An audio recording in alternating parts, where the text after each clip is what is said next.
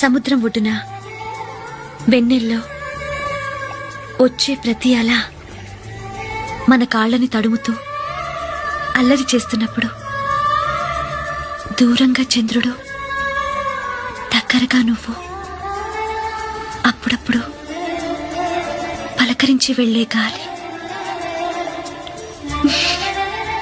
అలాంటి చోటైతే సముద్రం ఒడ్డున వెన్నెల్లో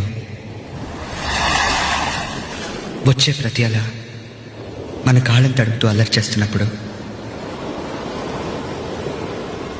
దూరంగా చంద్రుడు, దగ్గరగా నువ్వు, అప్పుడప్పుడు పలకరించి వెళ్ళే గాలి. అలాంటి చోటైతే